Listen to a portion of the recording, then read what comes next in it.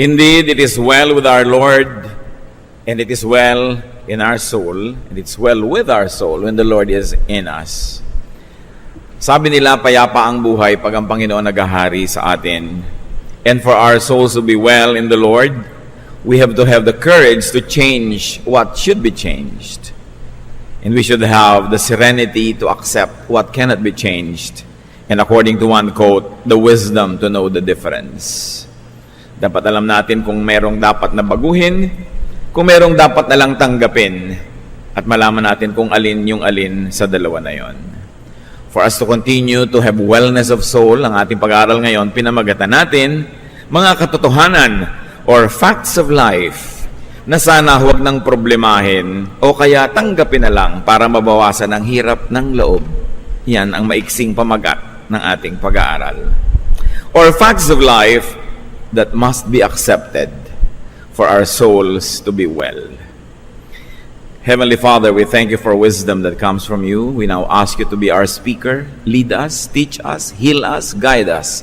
Strengthen us, O Father. Bring us on another level of spirituality where we can appreciate you more, where we can have the courage to change things that must be changed, the serenity to accept things that cannot be changed, and give us the wisdom to know the difference. Lord, lead us.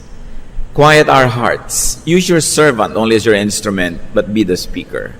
And may we, Lord, be blessed by your wisdom to the point of being more and more like your Son, Jesus. Thank you, Father. In the name of Jesus Christ, our Lord and Savior, we pray, anticipating and thanking you in advance for the many blessings you will give us. Praise you. Ecclesiastes 8:15, and I'll be reading mostly from the Contemporary English Version unless otherwise stated. So I think we should get as much out of life as we possibly can. There is nothing better than to enjoy our food and drink and to have a good time. Then we can make it through this troublesome life that God has given us here on earth. Life indeed can be troublesome, and people should balance this by maximizing enjoyment.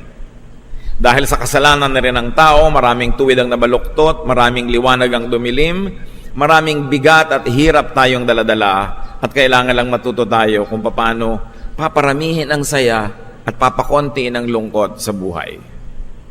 To minimize pain, frustration, disappointment, even disillusionment, to minimize disorientation, inconvenience, there are some facts of life that should be accepted, even appreciated.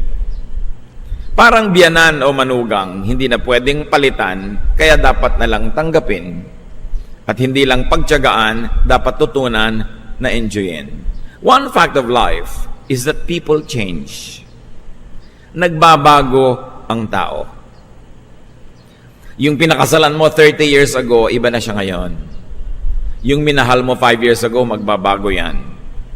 2 Corinthians 3:18, the Lord's Spirit makes us more and more like our glorious Lord. This is a positive spiritual growth because people's spirituality changes. 1 Corinthians 13:11, when we were children, we thought and reasoned as children do, but when we grew up, we quit our childish ways. Sometimes the change is negative, retrogressive, and unwelcome. Hindi lahat ng pagbabago ay pag-asenso, may pagbabagong pag-atras. But one truth remains, people's mentality changes. What else changes with mentality? Perspective, point of view, thoughts, values, tastes, our likes and dislikes, emotions change, feelings change, so does affection and love. Hence the great leap of faith in marriage. Kaya hindi biro ang pagpapakasal. Sabi ng matatanda, ang pag-asawa daw hindi parang kaning isusubo, iluluwa akong mapaso. That's why there's a great leap of faith in making vows, even in signing contracts. Kaya na-invento ang mga kontrata. Why were contracts developed and invented? Because people change. Ecclesiastes 5:6, don't let your mouth or your vow get you in trouble. And the Bible admonishes us not to be guarantors, because people that you guarantee change their minds. Their fortunes change, or you change your mind. People fall in love. People fall out of love. Love, closeness, enjoyment in marriage, in family or friendship is sustained despite change and growth only when the individuals concerned grow in the same direction, in the same trajectory and speed. When they stay in the same quadrant or at least in the same half of the plane.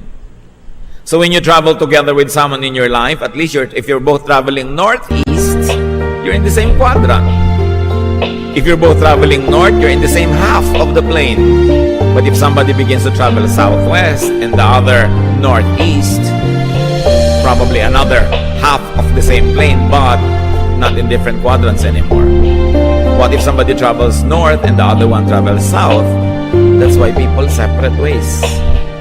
Because they can grow in different directions. And that cannot be changed. That we change. Jeremiah 13:23, can people change the color of their skin or can a leopard remove its spots? Akala ng ibang, ibig sabihin nito, walang nagbabago.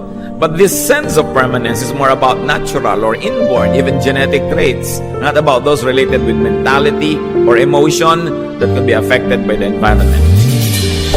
With loved ones, hope and work for positive change, for change in the same direction, and for continuing oneness. But be ready for changes in others and in you. Nagbabago ang tao. Bawat nadidinig, nakikita, nararamdaman, nararanasan, nagpapabago sa atin.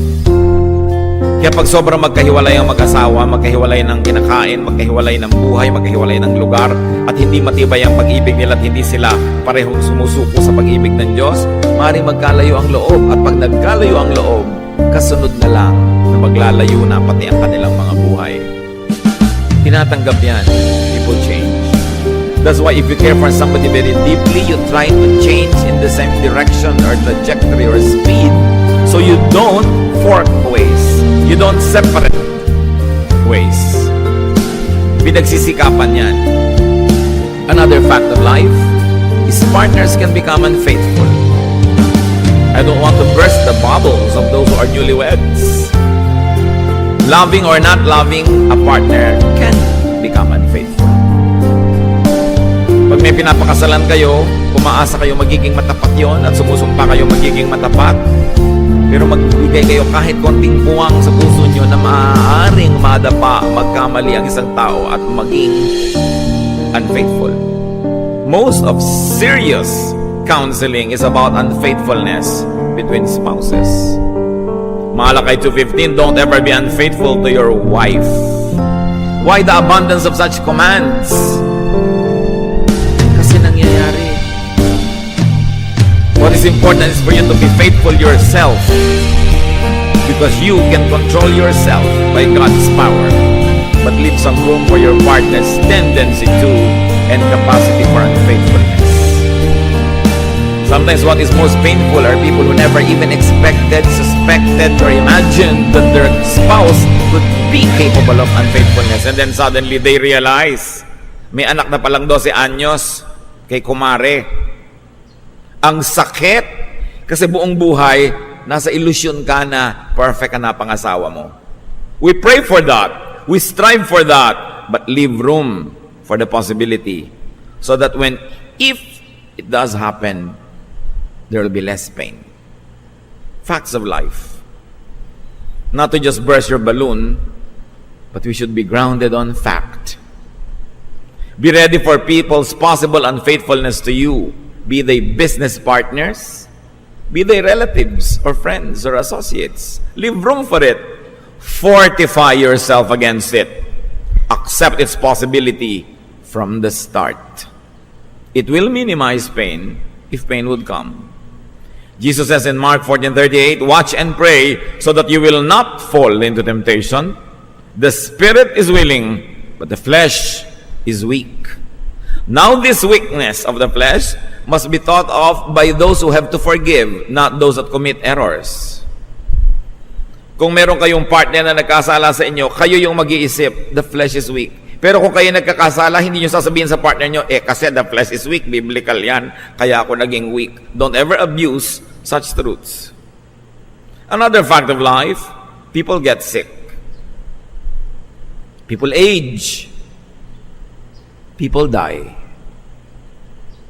Maaga pa lang, tanggapin nyo yun. Pag nakahiram kayo ng asawa ng 10, 20, 30 years, tas binawi na ng Panginoon, people die. Huwag kayong magtampo o magalit sa Diyos. Pasalamat kayo, nakahiram kayo kahit saglit. This will happen to your partner, to your child, to your parent, to your friend, to you. And more than most people, spiritual leaders see this more sensitively because we face the cycles of life nearly every day or every week. Somebody is getting born, somebody is dying, somebody is getting well, somebody is becoming worse, somebody is getting married, and next week some people are separating. The cycles of life. Ecclesiastes 3, 1-2, everything on earth has its own time and its season. There is a time for birth and death. That's why it is important to live life to the fullest in its every stage. You allow a child to be a child. You allow a young person to be a young person. Maturity comes later. Let the mature people be mature. Don't force people to fast forward old age. You have all the time in the world to be old. So be young when you're young and allow people to be young. Don't expect them to be adults. Although we teach them and prepare them for adulthood, but you don't steal childhood from children. You allow them. Ecclesiastes 12:1, keep your Creator in mind while you are young. In years to come, you will be burdened down with troubles and say, I don't enjoy life anymore. So enjoy life when you can. Siyempre, para ka mag-enjoy ng life, medyo ka konting masayahin, hindi ka masyadong serious sa mga problema, ang bata-bata, pinapaserious mo na. It will happen whether you like it or not. Darating ang mga hapdi at pait na magpapamature sa ating lahat. Kung hindi pa nangyayari sa mga bata, hayaan nyo muna sila mag-enjoy ng kaunting innocence. Do not deprive them. Live to the fullest when and while you can. And let others live to the fullest when and while they can. Set them free to pursue their dreams, to become the people that God had meant them to be. And it's important to share good times whenever possible, because times are not always that good. You want to go on a picnic, but somebody has a heart attack, somebody becomes paralyzed. You want to go on a trip, but your fortunes change and you suddenly become poor. Dapat marunong tayong sumakay sa panahon. Ecclesiastes 11:9, be cheerful and enjoy life while you are young. Do what you want and find pleasure in what you see, but don't forget that God will judge you for everything you do. It just says, just don't leave God out of the equation, but never neglect to enjoy. Many people like to emphasize the last sentence and scare the young people from becoming young. But it just says, be young, enjoy. Just don't forget that God will hold you to account, so give yourself limits. When you grow old, when you become sick, do not be full of regrets. Enjoy what you may while the time allows you. Another fact of life, fortunes change. Reversals happen. Sabi ni Balagtas, ay bago sa mundo'y sa isang kisap mata, ang tao'y mayroong sukat ipagdusa. Sa isang iglap, pwedeng mapalitan ang lahat sa buhay natin. Isang banggaan sa highway, pwedeng mamatay ang dalawa mong magulang, maibang buhay. Isang plane crash, isang boat capsizing could take away your loved ones or your life.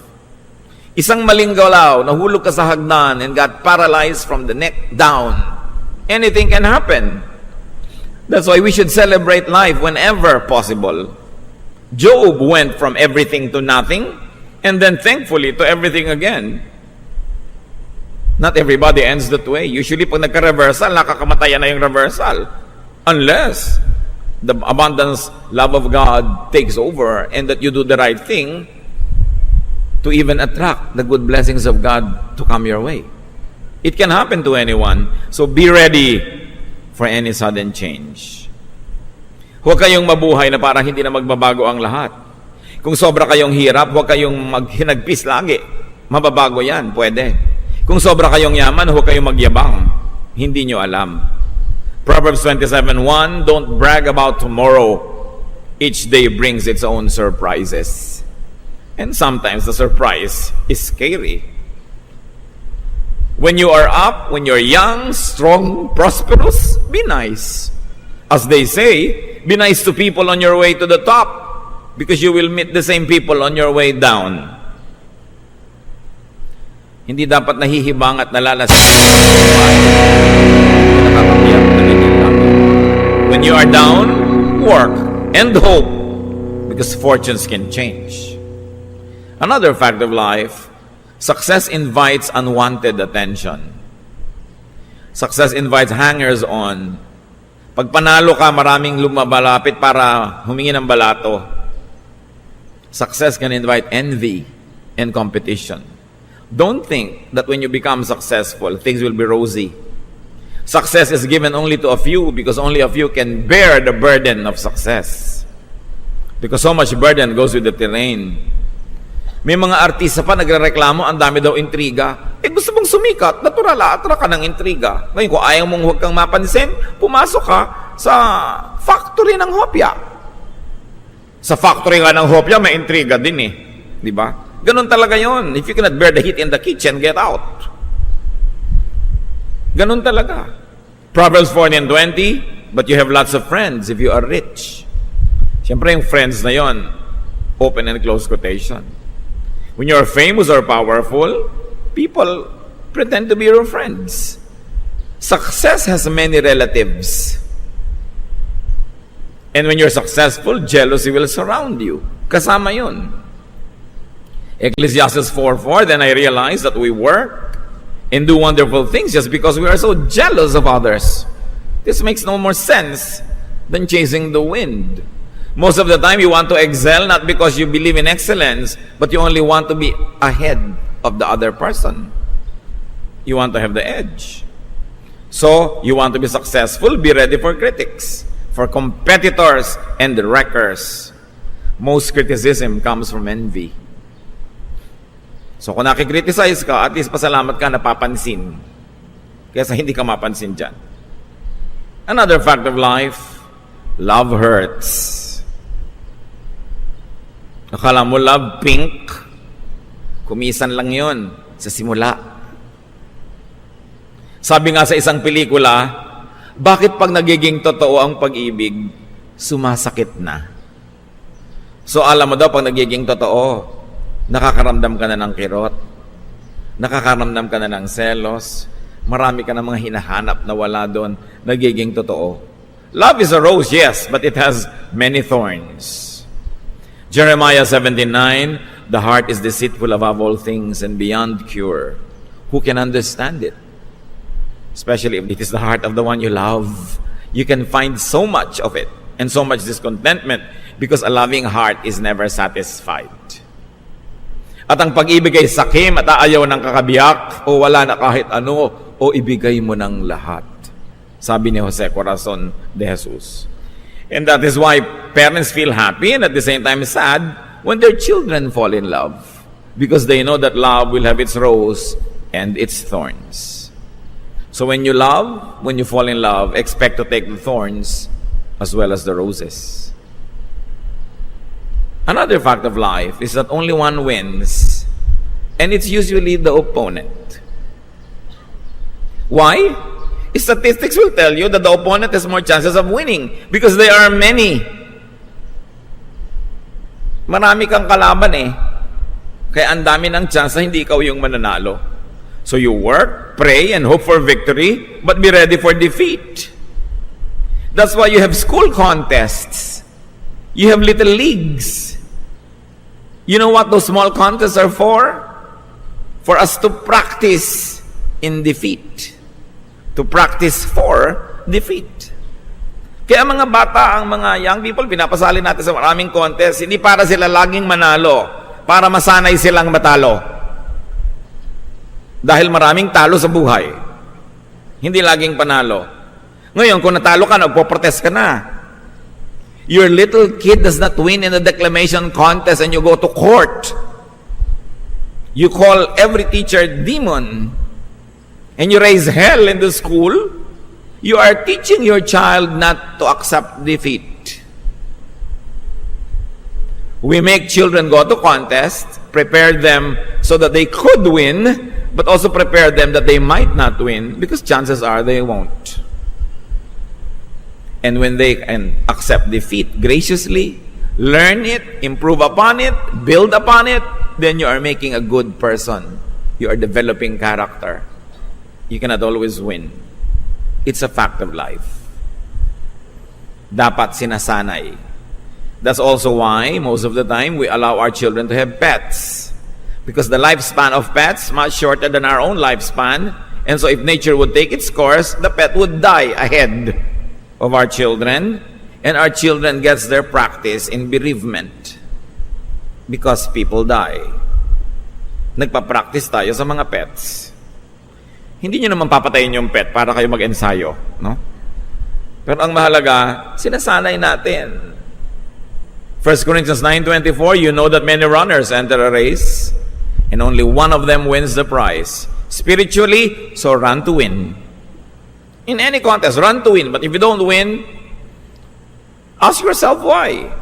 Improve on your craft. Congratulate the winner. Celebrate the victory, even if it's not yours. Because it's human achievement, and therefore it is for God's glory. Another fact of life, most attempts fail at first.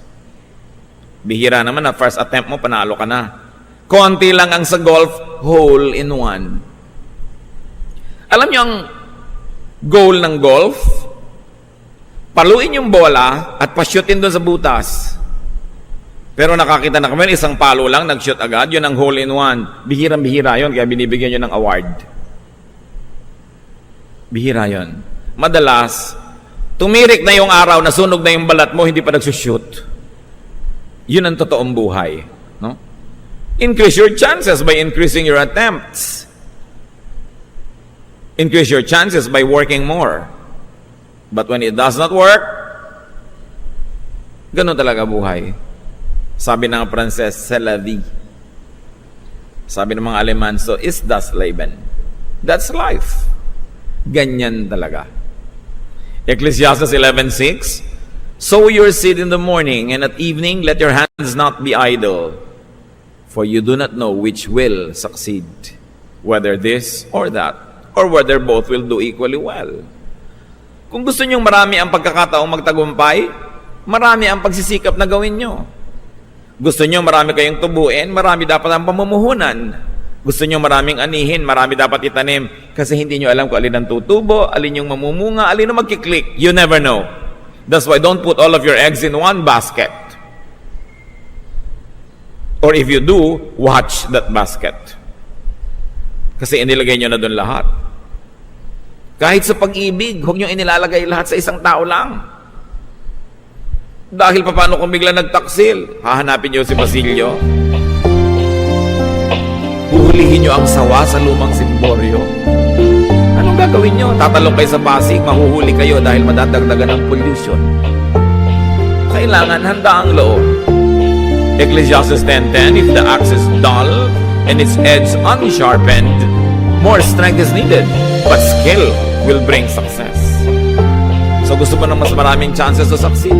Work harder. Work smarter. Do more. Pero for now, may mga katotohanang mainam tanggapin na lang para matahimik. Lalo't tapos na. Mga mag-asawa, kung nagkamali ang asawa ninyo, tapos na, ibaon nyo na. Tapos na eh. Hindi na nababago ang nakaraan. Ang nababago na lang attitude. Para tayo sumaya, gumawa kayo ng paraan. Hope for the best, but be ready for the worst. At huwag makipagtunggali sa facts of life. Do not contend with facts of life. Accept them. You'll be happier. With God's grace and power, you will be able not only to survive, but also to be victorious. And adjust. Adjust to any situation you're in. God has given man great resilience. Hindi natin kayang sukatin ang lalim ng pwede nating sisirin, taas ng pwede nating liparin, lawak ng pwede nating puntahan. Huwag niyong lilimitahan ng Diyos. Ano man ang kalagayan nyo ngayon, baguhin nyo kung hindi nyo gusto. Kung hindi nyo mabago, tanggapin nyo and build upon it. Get on with life. Live life to the full. Sabi ng Panginoon sa John 10:10, I came that they may have life and have it to the full. And Philippians 4:13 says, I can do anything through Christ who gives me strength. So you can change what needs to be changed, and you can accept what cannot be changed. Accept these facts of life and live more happily. And when you're happier, you make more people happy, and you glorify God more. Dear God, thank you that we have you. Thank you that because of you we can have peace. Because of your enablement, we can change the things that we should change. Through your wisdom, we can recognize what needs to be changed and what needs to be accepted. And by your power, O God, we can accept what we cannot change.